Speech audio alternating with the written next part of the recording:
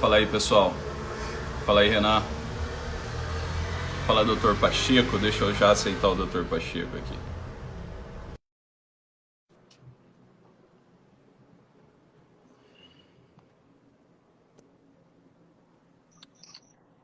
Olá, Olá! menino Vieira! E aí, Dr. Pacheco? Feliz Páscoa, meu irmão. Obrigado, cara. Feliz Páscoa pra você também. É isso aí. Feliz Páscoa pro pessoal aí que tá assistindo a live, que tá entrando aí. Pessoal, sejam bem-vindos. Boa noite. O menino Renan ali, ó. Olha aí o menino Renan aí. E aí, meu grande, beleza? Legal. E Meu aí, filho mais Dr. velho. Pacheco? Hã? Meu filho mais velho. Seu filho mais velho? Puta merda. Só dando prejuízo aí, ó. Renanzão. É o meu filho mais novo, mais velho que eu tenho. Cara, legal. Ô, Renan, deixa eu só te pedir, vê se você consegue fixar o tema da live aqui. O desconcerto do mundo. Desconcerto com C. A gente vai falar disso daí.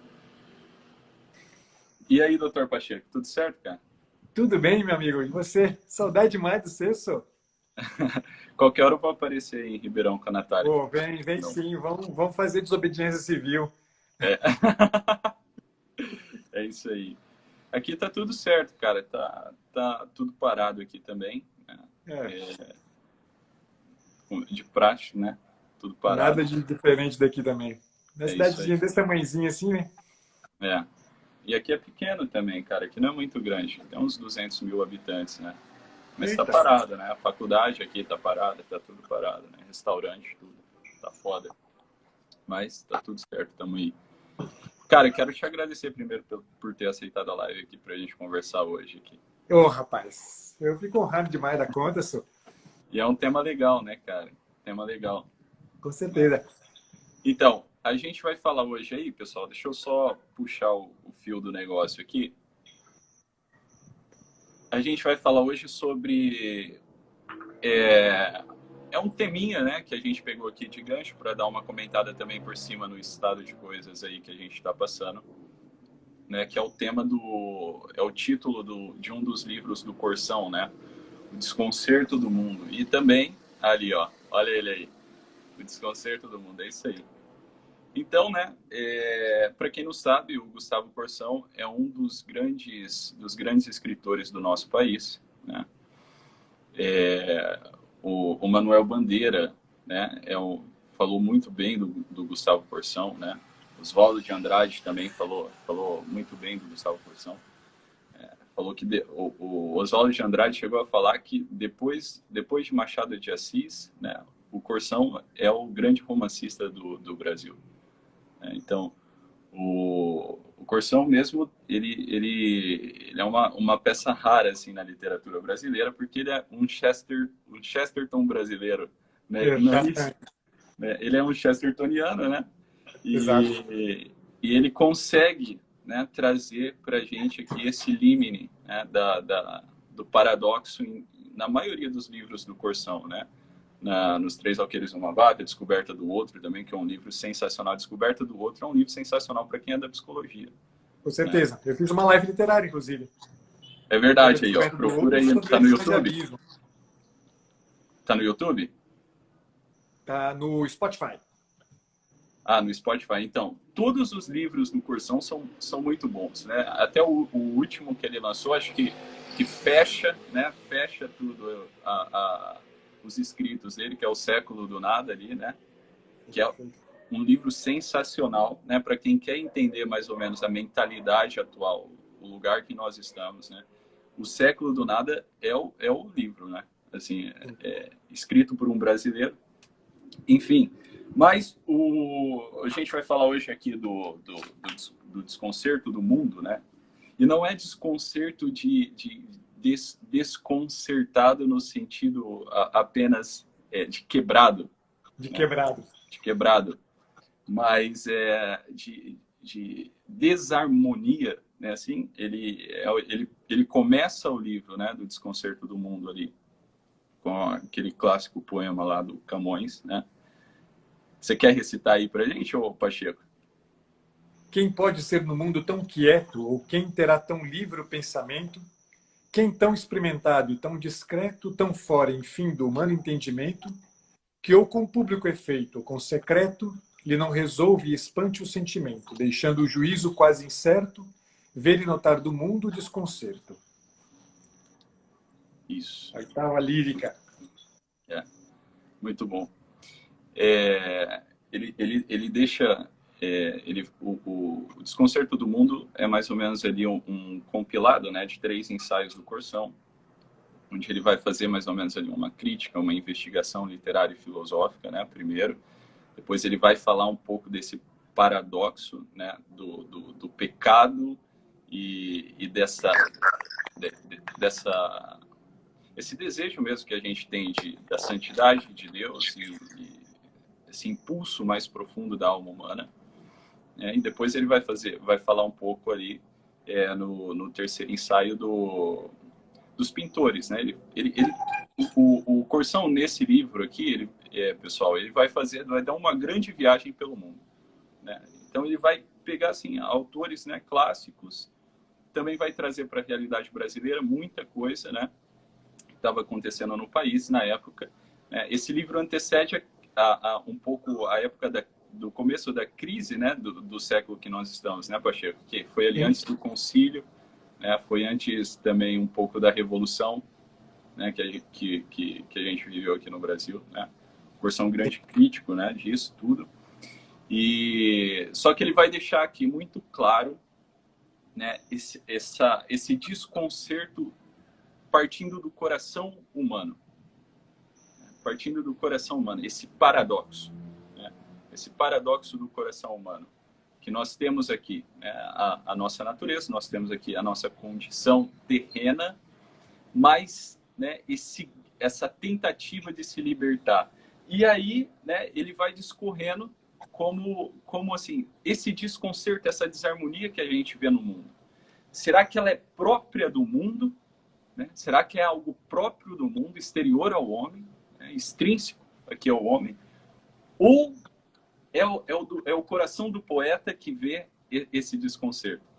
Né? Ele vai trabalhar em cima desses questionamentos. Né?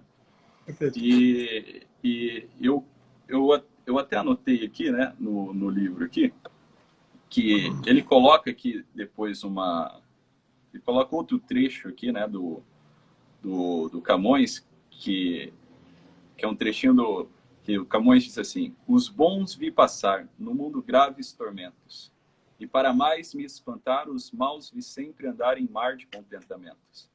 Cuidando alcançar assim o bem tão mal ordenado, fui mal, mas fui castigado. Assim que só para mim anda o mundo consertado. Né? Ele coloca esse trecho depois, né, ali, e vai discorrendo um pouco dessa dualidade aqui do coração humano. Né? Isso expressa muito o estado de coisa que nós estamos vivendo. Expressa muito. Né? Isso diz muito, né, do tempo em que nós estamos vivendo, quando, né, vem essa onda para deixar você estagnado, né? Para fazer você se acomodar nessa condição humana aqui. Como se não houvesse dentro da sua alma um impulso para a liberdade, um impulso para o amor verdadeiro. Não é isso, Pacheco? Exato. Isso.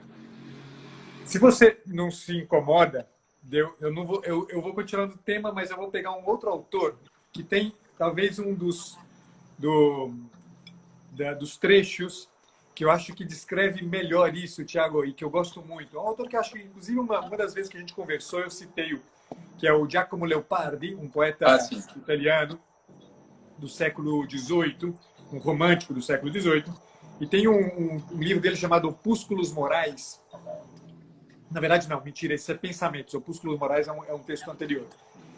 No qual ele, em vários trechinhos, são trechos curtos, né, ele traz alguns pensamentos dele. E aí o pensamento 68 diz o seguinte, olha que coisa impressionante, e é exatamente isso que você falou, e que talvez aqui a gente já começa a abrir caminho aí para uma compreensão que eu acho que é importante a gente ter. Né? Diz assim, o tédio é, a certos respeitos, o mais sublime dos sentimentos humanos.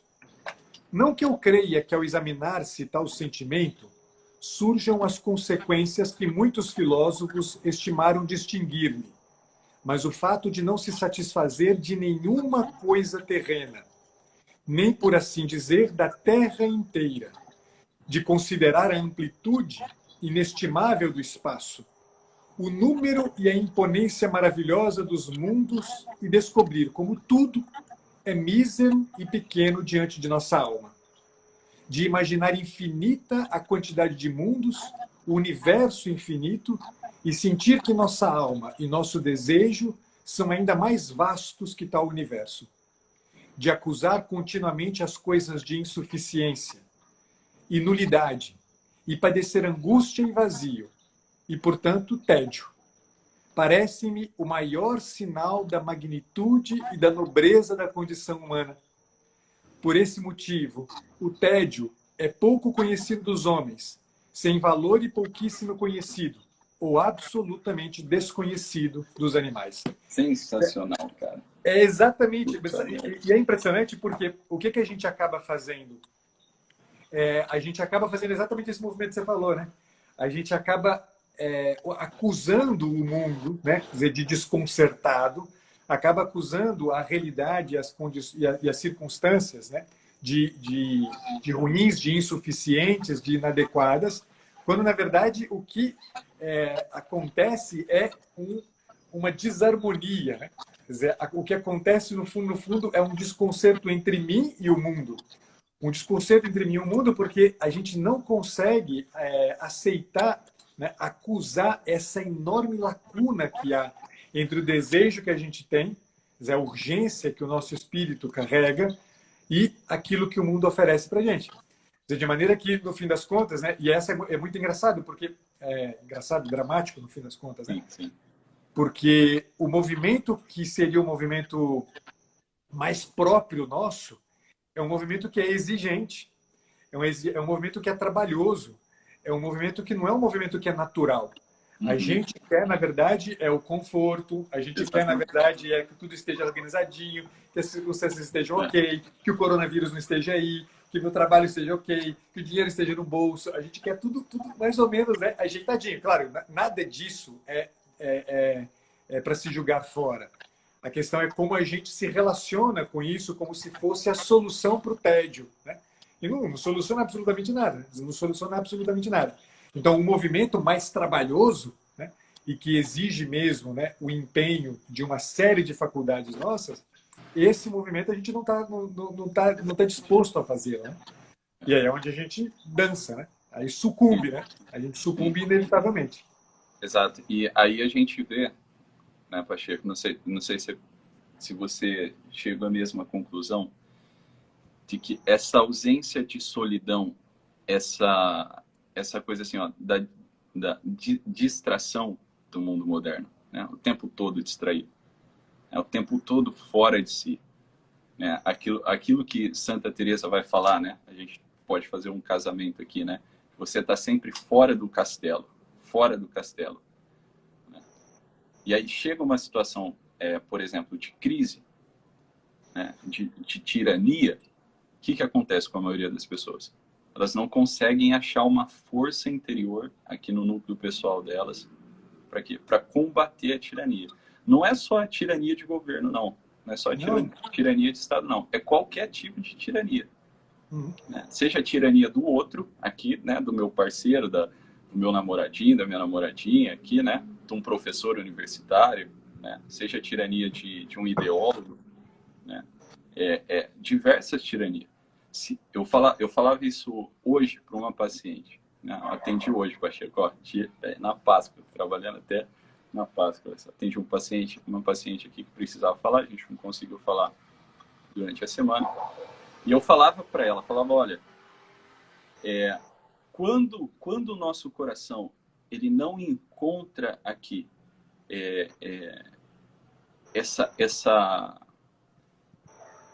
esse círculo amoroso no qual ele pode desenvolver, no qual você pode se desenvolver sendo você mesmo, o que acontece? Você vai viver em função, né, dos juízos aqui fora, E você não vai encontrar uma força, né, para ser aqui o protagonista da sua vida.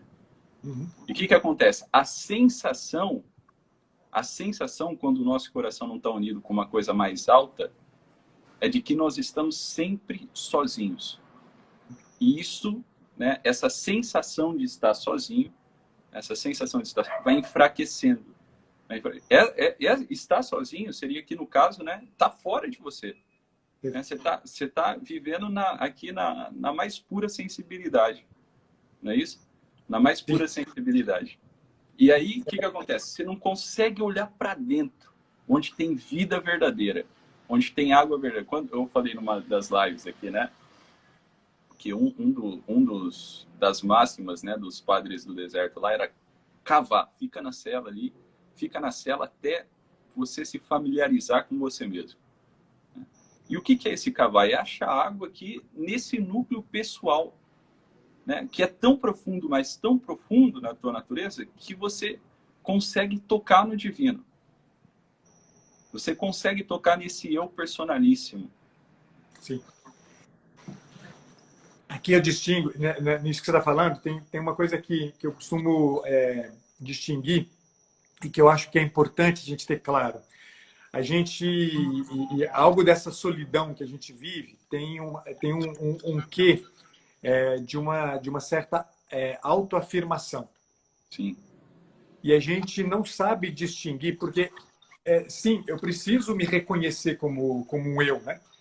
Eu preciso me reconhecer, para eu chegar nesse relacionamento aí, né, profundíssimo, com o que você se referia, dizer, eu só posso estar diante de um tu se eu for um eu. Dizer, não tem como eu estar diante de um tu se eu não for um eu. Então, a gente tende a conceber bizarramente, né, e é uma tristeza que a gente chegue nesse ponto, que chegar ao eu coincide com uma autoafirmação. Mas a autoafirmação é, no fundo isso aí. É uma coisa muito superficial, é muito de capa, né? É muito de sentimento. Né? Quer dizer, me machucou e aí eu grito, e aí eu reclamo. Né? A minha pequenininha hoje, né, de 4 anos, ela acordou, imagina, Páscoa, acordou de madrugada, ansiosíssima por causa dos ovos de chocolate. Né? Aí, a primeira refeição, o que foi? Chocolate. E ela passou o dia inteiro ligada no 440, né? Gritando, aos berros. E para uma criança de 4 anos, você aceita, né, um processo de autoafirmação. Quer dizer, absolutamente... enfim, dizer, você não... Por mais que seja incômodo, por mais que seja chato, por mais que aquela gritaria o dia inteiro seja um troço que te tira do lugar, você consegue entender que tem ali um movimento de autoafirmação, muito certamente porque falta essa capacidade de relacionamento com esse eu profundíssimo. Natural, né, Pacheco? Exato. Então, não é nada estranho que, né, o meu do meio, porque não brincou com ela do jeito que ela queria, ela grita e esperneia e quer porque e se afirma e quer porque que ela ficou aqui até agora há pouco. Se você tivesse ligado meia hora antes, você escutaria ela gritando ali no quarto dela, querendo, batendo o pé e querendo que alguém ficasse com ela lá. Né? Isso é autoafirmação. E a gente faz isso o tempo inteiro quando a gente fica fora do castelo. Né? A gente faz isso o tempo inteiro. A gente faz isso, né, quando a gente se queixa da situação incômoda e entediante de estar em casa. A gente faz isso quando a televisão não está passando o que eu gostaria. A gente faz isso o tempo inteiro. Né? A gente age como uma criança de 4 anos de idade. O contrário da autoafirmação, eu costumo dizer que é a afirmação de si. Para afirmar a mim mesmo, eu preciso ter contato com essa coisa aqui. E aí, né, as pessoas fazem tem uma dificuldade, eu diria, né, de entender o que é a afirmação de si, justamente por quê? Porque falta entender em profundidade aquilo de que se trata a pessoa que eu sou. Quer dizer, as pessoas não têm, né? E aí vem uma outra dor de cabeça, né? Quer dizer, que eu entendo que está relacionada a esse desconcerto, e é o fato de que a gente não consegue entender o que é conhecimento, né, de si. A gente fala de autoconhecimento como sendo, na verdade, conhecimento do quê? Conhecimento dos nossos traumas, conhecimento dos nossos sentimentos, das nossas reações. Isso que a gente chama de conhecimento, que são, na verdade, imagens muito superficiais do que a gente é. Conhecer-se a si mesmo é mais do que saber o meu RG, a minha história. Conhecer-se a si mesmo é saber exatamente o que é a estrutura de pessoa que eu sou. Esse aspecto alto que faz com que eu sinta entediado diante de toda a enormidade do mundo. É neste ponto, se eu toco este ponto e se eu afirmo este ponto, é que eu toco essa fonte, né, de onde brota todos os meus movimentos, de onde brotam inclusive as nossas reações. Só que a gente fica na superfície, olhando só as reações. A gente não olha para esse negócio de onde brota, que é essa urgência de que as coisas tenham sentido, essa urgência de que o meu movimento não se encerre, né, no tédio, né, de estar sentado no sofá e maratonar La Casa de Papel. Né? A gente não consegue, é impressionante. Aí a gente fica só autoafirmando, só autoafirmando, só autoafirmando, só autoafirmando o tempo inteiro. Quer dizer, a gente está só do lado de fora, né? A gente está do lado de fora o tempo inteiro. Chegar a afirmar a si mesmo pressupõe conhecer em profundidade esse elemento alto, né? de que a gente falava agora. Né? Entender que tem um troço mais elevado, né? Que define o que a gente é. É que, para o pessoal, para clarear mais aqui, quando a gente fala de castelo, né, na linguagem aqui da Santa Doutora, Teresa de Ávila, a gente está falando aqui da nossa própria alma. Né, da nossa própria alma. Então, veja bem, quando a gente não caminha, né, em direção a algo fixo, algo maior que isso daqui, a esse eu personalíssimo, né? Que no caso aqui é o próprio Deus.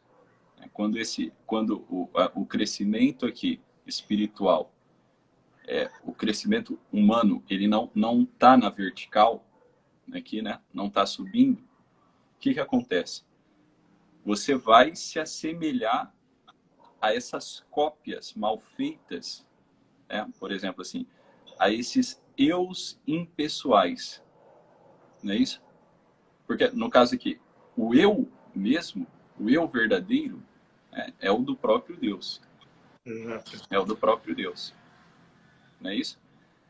Quando eu não busco, e aqui eu lembro muito bem de quando eu li o Charles de Foucault, né? Charles de Foucault, que é o padre lá que saiu para virar monge no deserto, que ele tem uma máxima que ele diz assim, olha, se existe um Deus, quer dizer que eu não fui feito para mim mesmo. Não é isso? Se existe um Deus, né, quer dizer que eu devo buscá-lo, devo conhecê-lo. Se existe algo muito maior, né, que isso daqui, meu coração é para ele. Então, quando a gente não busca esse conhecimento profundo das coisas, né, que está no próprio Deus, esse eu personalíssimo, o que acontece? A gente vai se assemelhando, né, a esses caracteres, essas coisas, assim, as pessoas, né, que é um processo normal, igual no caso, né, da sua filha, precisar ali de uma imagem, de um modelo, que no caso é um modelo, digamos assim, deficiente, porque nós não somos o próprio Deus, né? É um modelo deficiente, mas é o que é necessário para ela ir se desenvolvendo. Se chegar a um ponto do desenvolvimento humano, no qual a alma humana, a pessoa, não olha para o alto e não se questiona e fala assim, olha, será que existe alguma coisa maior que isso daqui? E se existe, será que eu não devo buscá-lo? Né? Será que eu não devo buscar? Se não faz isso, o que acontece? Você fica com uma personalidade assim, uma cópia, um simulacro, né, de tudo o que estava à sua volta. Desse monte de eus impessoais. E o que acontece? Né? Na hora que você assim, se vê sozinho, né, você não encontra força. Você não encontra força em si mesmo. Não é isso? Em si mesmo, assim, entenda, nesse núcleo pessoal que toca na divindade.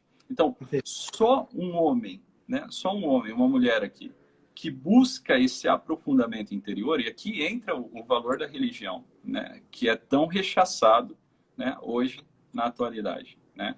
E aqui já aproveito, né, para fazer uma crítica dura mesmo, né, ao clero, aqui, as autoridades religiosas, né, que diante da crise, se acovardam, né, se acovardam. Ou seja, o único alimento que as pessoas precisam agora, né, seria o quê? O fortalecimento espiritual, porque você está isolado, né? Você perdeu um pouco a dinâmica da sua vida, você não vai mais trabalhar. E o que precisa? Precisa de alimento espiritual, precisa de um alimento que vem de cima, porque o maná desse mundo aqui, o pão desse mundo, ele não alimenta, porra.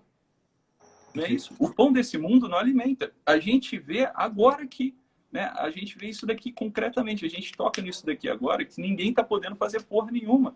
E o que acontece? A maioria das pessoas estão desesperadas e não encontram força. Você, assim, ó, uma força de reação ou uma força mesmo para investigar o estado de coisa que está acontecendo. O que acontece? Você vai ficando fraco, né? Você vai se enfraquecendo. E o que acontece? O teu olhar para o mundo, ele acaba sendo acaba se dando nessa compensação neurótica de olhar o mundo e falar assim, o mundo é mau. Né? Exato. E ao invés de você vencer a tirania, você acaba se assemelhando aos tiranos. Por quê? Porque aí, né, você vai entrar naquela dinâmica maquiavélica lá de que os fins justificam os meios. É isso. Então, assim, só em Deus, né, só nessa ascensão da alma humana, né, aí esse eu personalíssimo aqui, que é o próprio Deus, né, é que a gente encontra uma força para superar os naufrágios da vida. Isso é engraçado, porque sabe que uma coisa que eu tenho falado muito com os meus clientes que estão aí sofrendo de alguma maneira com essa crise toda, Sim. é que o que a gente escuta em geral, das duas uma, ou é, né, quer dizer, o grande risco sanitário por trás do Covid, né, do vírus chinês aí, ou o grande risco econômico que virá como consequência do que está acontecendo. Acho que são duas questões que, de fato, não é dizer que elas não existam, elas estão aí. Mas em qualquer uma das duas posições que a gente vê, no fim, né, o que está sempre em jogo é esse caráter superficial que você se referia. No fim, o que está sempre em jogo é, quando muito, na melhor das hipóteses, uma preocupação com o progresso. Né? E pegar, inclusive, um dos temas que o Corsão enfrenta aqui. Né? Dizer, então, é assim, bom, se a gente interrompe o processo econômico, a gente vai, né, retroceder, né, no caminho do progresso econômico. Tudo bem, eu não tenho nada contra isso. A questão é que eu tenho dito sempre para os meus clientes aqui, o que está em jogo é menos um problema sanitário ou um problema econômico do que um problema civilizacional. Exatamente. Eles não se dão conta, e é civilizacional exatamente por isso. Aqueles que, na civilização, né, sobretudo na civilização em que a gente se encontra, no qual a experiência justamente do bem, do belo e da verdade tem os traços de um rosto concreto, que é o rosto do próprio Cristo, quer dizer, num processo civilizacional como o nosso, que chegou no ponto em que chegou, com a clareza de afirmação que a Igreja tanto prezou, de afirmar a pretensão do próprio Cristo de ser o rosto do belo, do bem e da verdade, neste processo, que isso seja apagado, isso aqui é trágico, cara. Isso aqui é a tragédia completa. É a instalação da barbárie. Porque, no fim das contas, o que ninguém tem falado, ou melhor, poucos têm falado, porque há gente que tem falado disso de uma forma muito interessante, o que as pessoas não têm, eu falo, né, a grande maioria, a mídia, o que a gente assiste nos canais aí, é exatamente dessa quebra. Uma quebra que, se a gente não lutar por conservar, e nesse sentido faz todo sentido o que você está dizendo, é mais pura verdade, se a igreja, se o não defende isso aqui, Tiago, o que sobra para nós? É triste ver esse bando de homens que não tem culhão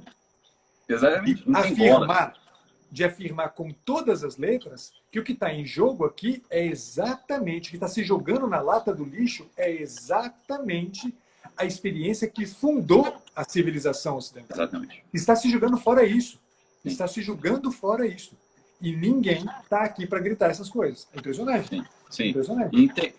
Entendam o seguinte, né? A crise, né, a crise aqui, o desconcerto do mundo, né, que a gente está falando aqui, não é só aqui uma coisa assim, um coletivo, não é no sentido coletivo, é o resultado dessa crise pessoal, é o resultado Sim. dessa crise individual. Porque, por exemplo, não é uma coisa, quando a gente fala aqui de civilização, quando a gente está falando aqui, a gente fala assim, porra, né? O Estado, aqui, as entidades, né? As instituições. Não, porra, a gente está falando aqui que tudo isso que a gente está vivendo é o resultado de uma fraqueza pessoal. É o resultado da fraqueza do teu coração, o resultado da fraqueza do meu coração, o resultado da fraqueza do coração de um filho da puta igual do governador João Dória, tá? De um tirano. Porque isso se dá... entenda uma coisa, a coisa sempre se dá primeiro no nível pessoal. Entende? Primeiro na condição pessoal de cada um.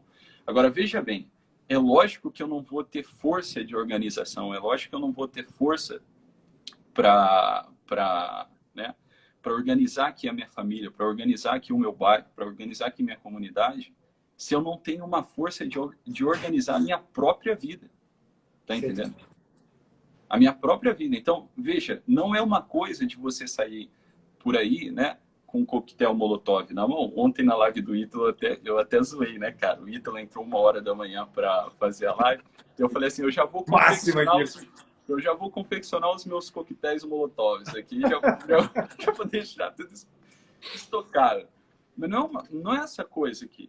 A coisa é de você encontrar, né, dentro do teu próprio coração, aqui, na tua condição humana, esse elo, né, que te liga, né, e te conecta com algo muito maior que você, muito mais verdadeiro que você, que no caso é o chão que nós pisamos, que é o próprio Deus, né? A gente não vai ver ninguém na história da civilização ocidental que conseguiu fazer algo relevante na história, né, que não tinha uma personalidade verdadeira, que não tinha uma raiz, né, que não tinha uma raiz espiritual assim sólida. Exato. Tá entendendo? E o que acontece? Essa onda, né, tecnocrática, positivista e o caralho a quatro que tomou conta da mentalidade atual, né, o que ela faz? Ela enfraquece o homem. Né? Ela enfraquece o homem. Sem a metafísica prática aqui, Pacheco, não sei se você concorda comigo, sem essa prática metafísica, que é justamente o que o Corsão quer inserir, né, ao escrever os livros dele, quer dizer, olha, existe aqui, né, existe um desconcerto no mundo, mas é um desconcerto do próprio coração humano. Né? E sem essa busca, sem essa elevação pessoal, sem essa elevação individual, né, o resultado é o quê? É a decadência coletiva. É o que a gente está vendo aqui. Tá entendendo? Então, a gente vê aqui, ó, que as instituições, as entidades e as pessoas responsáveis, né, por dar ao povo esse alimento, por dar ao povo esse modelo, para ser para o povo esse sinal de força, estão todas acovardadas, porra. Né? Não existe época melhor para você entender a crise da igreja que agora. Exato. Não existe época melhor para você entender a crise do coração humano do que essa. Exato. Tá entendendo? Exato. Nossa, é impressionante isso, porque sabe, Thiago, eu fico pensando sempre que tem um movimento, né, pensando nisso que você está trazendo, que acho que é importante a gente ter muita clareza dele, que assim, a gente normalmente, né, acho que isso é fruto da mentalidade tecnocrática, exatamente essa mentalidade que no fim das contas é bem resultado, né, da ideia de que tem alguns iluminados que vão dar para a gente, né, uma noção mais clara de que é o mundo, de quem sou eu e de como é que as coisas funcionam. Quando a gente faz isso, né, e aqui tem eu vou dizer, né, para corroborar esse argumento seu de que, no fim, né, a crise da igreja é a crise da pessoa, essa falta de homens na igreja, né, ela revela muito da falta de homens, da falta de personalidade e da falta de cada um de nós assumir esse posicionamento. É porque a igreja, ela sempre foi a maior defensora justamente disso aqui. Ela sempre foi a maior defensora de que os processos de transformação do mundo não se dão por forças revolucionárias, como se pretendeu no século XVIII, né? Quer dizer, com o iluminismo. Tudo que a gente assistiu do século XVIII até agora, né? Do século XIX, né? O final do século XIX com a tecnocracia, o século XX com todas as guerras, né? Tudo isso aqui é resultado de uma sequência, quer dizer, né? A gente poderia levar um pouquinho mais para trás, né? Levar lá pro Descartes, aquele filho da puta lá do século XVII, e vir trazendo para cá, né? Mas a questão é que, no fim, o que aconteceu com todo mundo? E a gente volta àquele argumento que eu trazia antes. Quando a gente não consegue entender quem a gente é, de fato, quando a gente não consegue entender que a nossa forma de estar na vida impõe-nos, a cada um de nós, a urgência de olhar para o quanto a gente foi feito e tem necessidade de que a vida seja carregada de sentido e que alguém afirme para a gente isso, a gente vai se dando conta dessa dupla crise a que você se referia. Porque, no fim, a gente não consegue entender a coisa mais banal de todas. A transformação que a gente assistiu, né, no mundo, a grande revolução que a gente assistiu no mundo, não foi uma revolução feita com guilhotina, não foi uma revolução feita na política, não foi uma revolução feita com exército na rua. Foi uma revolução que um homem só fez. E um homem só fez. Hoje, inclusive, a gente faz memória desse acontecimento revolucionário, e que é certamente o acontecimento que, se a gente consegue entender o quanto ele transforma a gente, ele transforma o tecido social. Toda a vida da civilização ocidental foi transformada por esse acontecimento. Exatamente. Que gerava nas pessoas essa garra de entender que contra a tirania não é necessário mais do que afirmar a si mesmo, afirmar a urgência de que a minha vida se complete inteiramente na medida em que eu abraço o bem, o belo e a verdade. Que eu abrace o bem e o belo e a verdade que estão representados no rosto de um homem que me mudou, um homem que transformou a minha vida quando venceu a morte. Isso ninguém fala. A crise toda, dizer que a igreja está em crise e fazer o paralelo direto dessa crise da igreja com a crise de homens, a crise de personalidades, a crise de presenças, é dizer a coisa mais importante de todas. Nós somos fracos, nós somos um bando de bundas moles, não é por outro motivo, é porque calou-se a voz de quem afirmava e gritava para o mundo inteiro a pretensão cristã. E a gente é um bando de bunda mole porque não temos mais para quem olhar. A gente não tem mais para quem olhar. Pronto. Aí fudeu com tudo. Mas aí fudeu com tudo. Porque quem que eu vou olhar? Eu vou olhar o desgraçado do Faustão, eu vou olhar para o desgraçado do Drauzio Varela. São as coisas que a gente começa a ver. São as coisas para as quais a gente começa a prestar atenção. Dizer, o que sobra quando a gente olha para Faustão, cacete? O que sobra da gente quando a gente olha para Faustão? Vou dar um exemplo aqui, pelo amor de Deus, né? Olha, eu prefiro olhar para o Ratinho do que para o Faustão. Exato. Prefiro olhar para o Ratinho do que para o Faustão. Olha só, essa coisa, né, é uma das coisas assim que muito me inquietava na época da minha formação ali na faculdade, né? Falava, porra, se tá fechado, né? Se o céu tá fechado para nós, a gente está na mão da tirania, a gente enlouquece. Né? Se não existe aqui esse paradoxo entre a limitação humana, né? A limitação aqui, né, do corpo material, com esse impulso, né, do espírito para a liberdade, né? Se a gente mata o espírito, né, e aqui no Brasil parece que é regra, né? Eu falei isso em umas lives aqui, parece que é regra, que no Brasil você não pode viver uma vida do espírito. Uma vida do espírito, leia-se o seguinte, né? Uma vida do espírito é o quê? Falar daquilo que está dentro do teu coração. Parece que isso daqui no nosso país é proibido. Parece que você tem que aderir, assim, uma roupagem, né? Uma roupagem, assim, né? Tipo, nariz empinado, né? De você ser uma pessoa, assim, né? Bem instalada na sociedade, você, né? Ter aquele olhar superior sobre as coisas. Parece que você não pode falar, é proibido falar as coisas do jeito que você vê.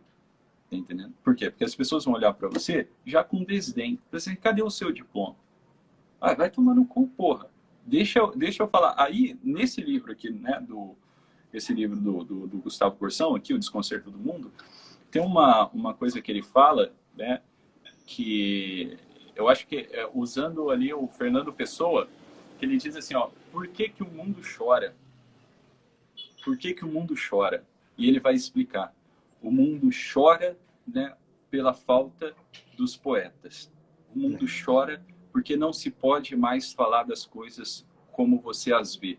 É preciso você sempre aderir, né? Precisa você sempre aderir essa camisa de força, né? Essa camisa de força aqui de uma formalidade oca, né? De que você é o doutor, de que você estudou, de que você é tal. Você não pode mais falar das coisas como você as vê. Exato. Entendeu?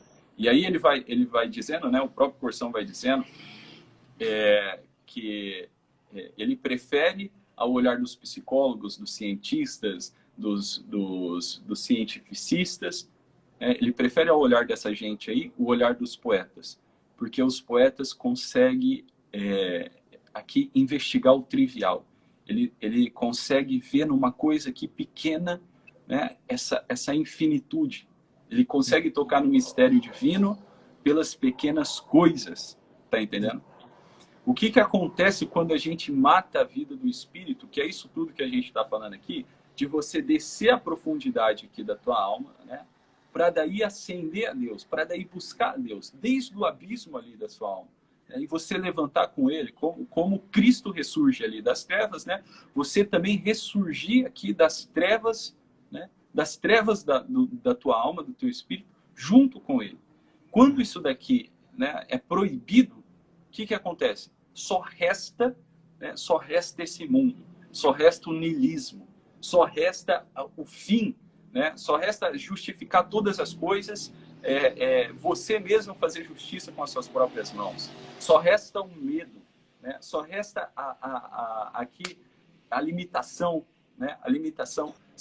Igual você falou, não tem para onde olhar, porra. Não tem para onde olhar.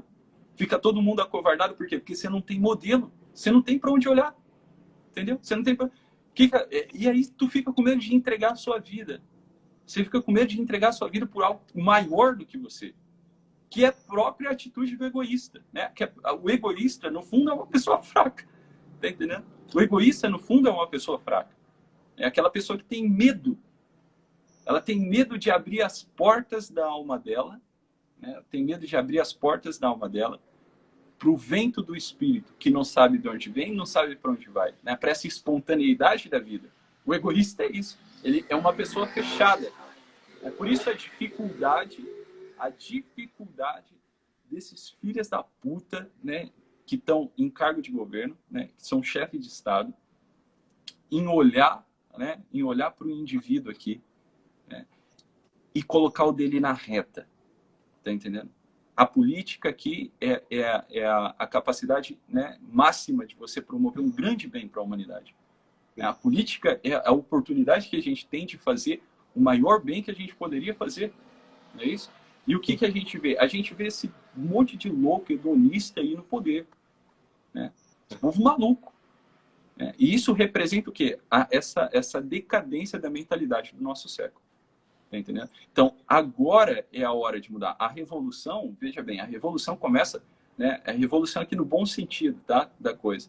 A gente caiu aqui nessa tirania, né? Do materialismo, essa tirania da tecnocracia, essa tirania aqui de você esperar tudo do Estado, de você ficar aqui, né? Esperar do Estado uma atitude paterna e você nunca você consegue protagonizar, nunca você consegue ser alguém, nunca você consegue gerir os teus próprios negócios. Você sempre precisa ali da mãozinha, né? De alguém, ou seja, você está sempre transferindo para o outro uma responsabilidade que é tua. E isso começa primeiro no nível pessoal. essa é a hora da gente levantar como pessoa, tá entendendo? A crise, né? Aqui, eu falava isso em BH quando eu fui lá. A crise, ela é boa.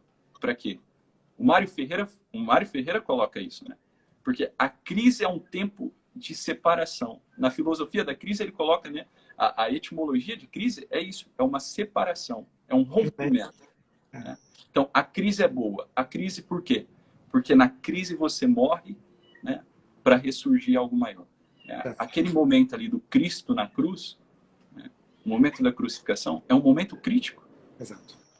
Né? É um rompimento, né? É um rompimento, né, do quê? Da vida velha para uma vida nova. Para uma vida que não está sob o jugo desse mundo aqui. Entende? Não... Pode falar, Pacheco. Não, é mais pura verdade. E é interessante, porque aí eu fico pensando numa outra coisa. Junto a isso aí, a ideia de crise, né, me faz pensar em uma coisa que a etimologia de crise é um verbo grego, krinein, que significa... que, na verdade, deu origem, né, a uma outra palavra em português que também é muito aparentada de crise, que é a palavra crivo, né, que é peneira, né? Krinein, em grego, é peneirar, né? Separar no sentido de peneirar mesmo, né? E aí a gente começa a pensar numa coisa importante, porque acho que também tem aí em jogo algo nisso que você está falando, desse padrão de pensamento todo atrapalhado, né? Que é exatamente o fato de que a gente não tem o crivo certo, né? A gente não tem o critério certo para olhar para as coisas. E eu somo, né, a essa coisa que você estava falando antes, uma outra imagem que eu acho que ajuda muito a gente, né? Falta-nos, no fim das contas, exatamente porque falta esse critério de avaliação, né? Falta-nos justamente a capacidade de avaliar adequadamente o real. A gente não consegue olhar para a realidade tal como a realidade de fato é. E aí o que a gente faz? Ou a gente fantasia, a gente fica imaginando, né, o real a partir do quê? Dos impactos, da reverberação que as coisas causam dentro da gente, né? E aí, né, me fez mal, ou me fez cosquinha, eu, né, grito tal coisa, né? Sim.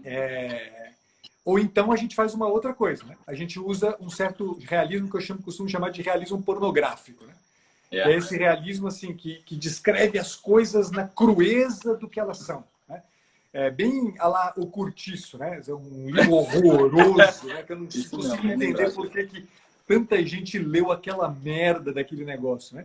Quer dizer, aquilo que a gente chama de realismo, né? Aquela coisa porca, né, e quase pornográfica. E realismo não é isso, né?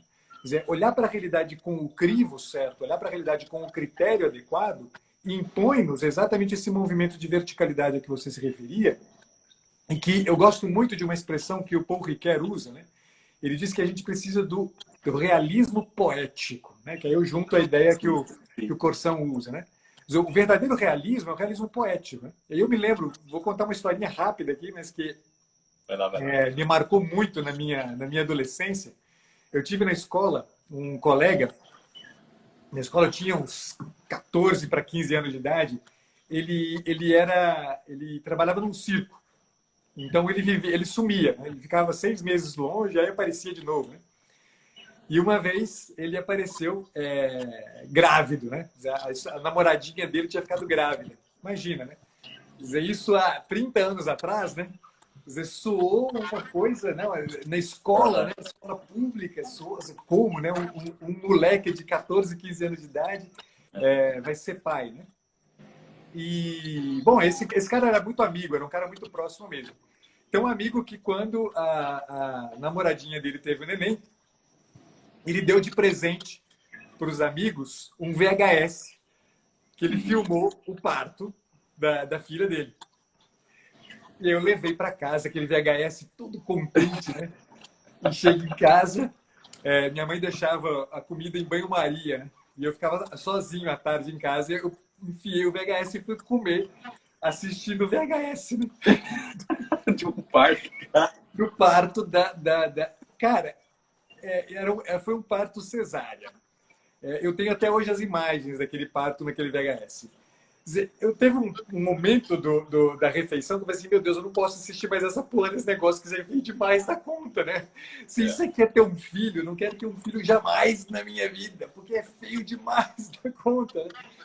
E fiquei com essa imagem guardada na cabeça por anos, anos e anos. Até que eu estava no ensino médio, uma professora me apresentou o Grande Sertão Veredas, né? do Guimarães Rosa. E no Grande Sertão Veredas tem um trechinho que narra o nascimento do Riobaldo, né?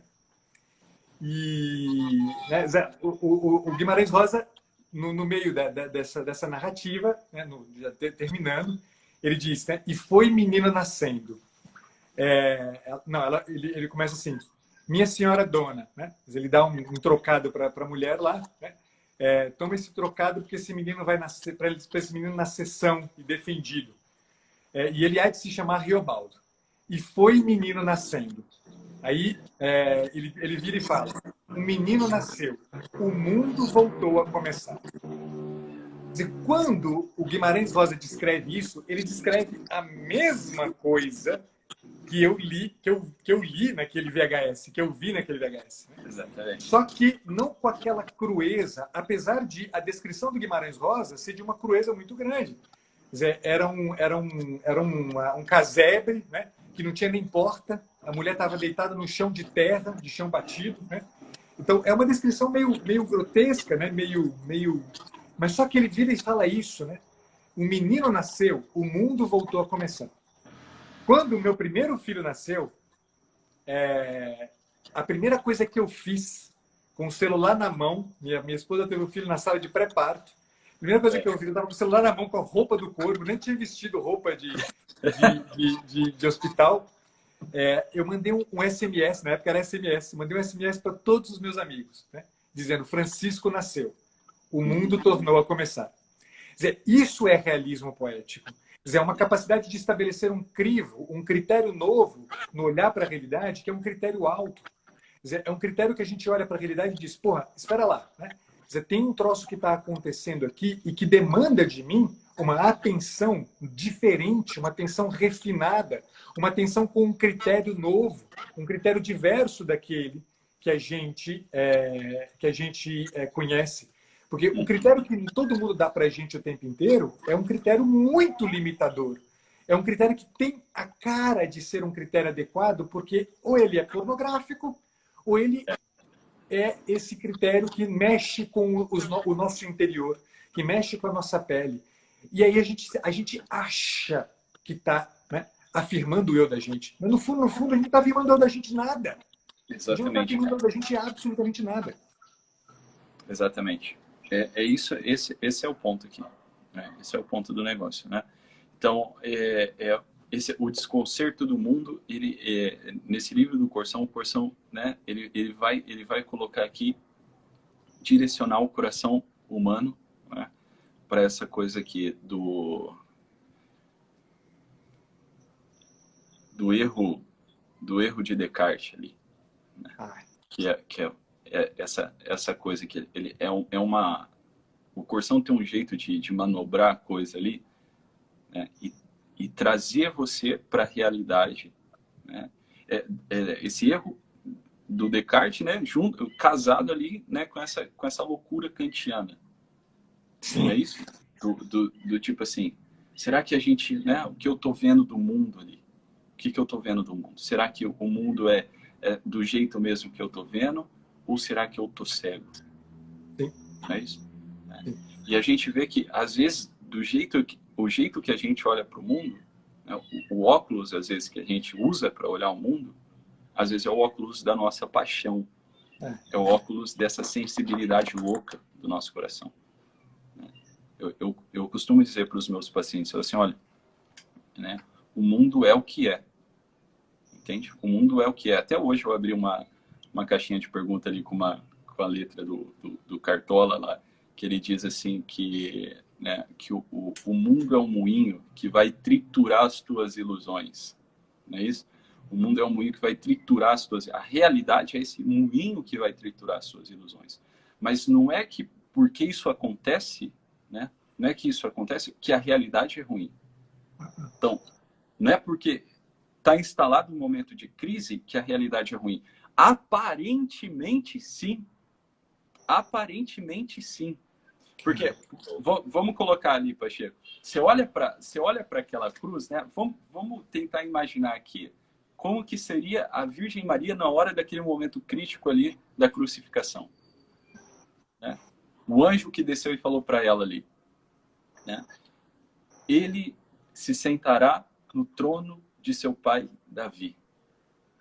Né? Você olha, puta merda, o rei vai nascer, né? O rei vai nascer. Só que ele é o rei em cima de um burrinho, porra. Pregado numa cruz. Né? E aí você olha para aquilo ali, né? Um dos questionamentos que eu faço, né? Às vezes, assim, uma das meditações que eu faço, olha, será que se um dia eu olhasse o Cristo ali, né? Do jeito que ele era, né? Pobre, né? Tipo assim, olhar ele ali andando a pé, fazendo o que fazia, e olhar ele na cruz, aquela coisa assim, um pedaço de carne na cruz, triturado. Será que eu aderiria a isso? Será que eu o chamaria de Deus? Né? E você vê ali, né, a Virgem Maria, né, talvez um dos questionamentos dela, né, ela fala, olha, ele se sentaria no trono de seu pai Davi. E onde ele está agora? Né? No trono que ela. Né? Você vê ali a Pietà, né? Nossa Senhora com Cristo no colo ali. Você olha, cadê o homem que ia sentar no trono? Tá entendendo? Cadê o homem que ia sentar no trono? Cadê o prometido? Cadê aquilo que a realidade me prometeu? Então, a aparência, na hora que você olha aquilo ali, né, com o óculos da tua paixão, com óculos de uma sensibilidade louca, desordenada, sem esse realismo poético que você falou, Pacheco, na hora que você olha aquilo, você fala assim, há uma grande tragédia. Entende?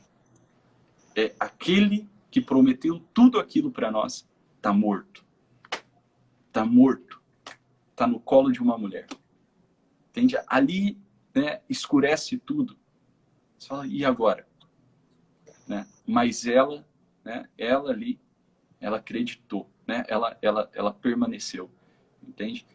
É como se o óculos, dependendo de como a gente olha, dependendo do óculos que a gente olha, coloca para olhar a realidade, né? Se é o óculos dessa sensibilidade desordenada, maluca nossa, a gente vai errar sempre. Mas se a gente coloca na realidade um olhar de esperança, né?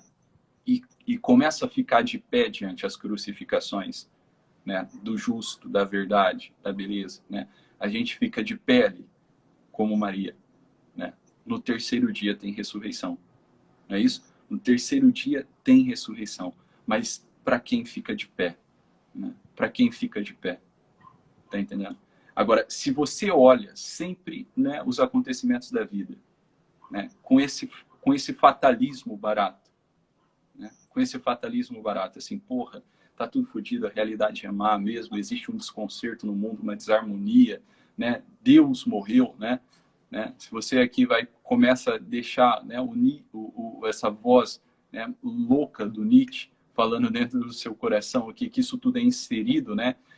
E nos mais diversos veículos de educação, de mídia, de cultura que a gente tem, né? Essa voz assim, ó, não existe nada para além disso daqui, só tragédia. Você começa a ficar louco, né? Mas na hora que você decide olhar, né, para a realidade, né, com um olhar de esperança, né, você fala assim, eu vou ficar de pé diante das situações. Né? Diante dessa crise aqui, eu vou ficar de pé. Diante dessa tirania aqui, eu vou ficar de pé. Diante dessa crucificação aqui, eu vou ficar de pé. Né? Eu vou ficar de pé, porque eu sei que não funciona como eu estou pensando. Eu sei que existe aqui que penetra na realidade um mistério divino. Né? Eu sei que a realidade, ela não cabe dentro da minha cabeça. Então eu vou ficar de pé. Para quem fica de pé, né, toca o mistério da ressurreição. Agora, se você deixa soar no teu coração, né, essa morte antecipada aqui, né, que é a morte esse niilismo dentro do coração, o que acontece? Você se prostra diante da vida, né, e você aqui acaba se revoltando e você acaba se tornando tirano. Não é isso? você acaba se tornando tirano. Então, assim,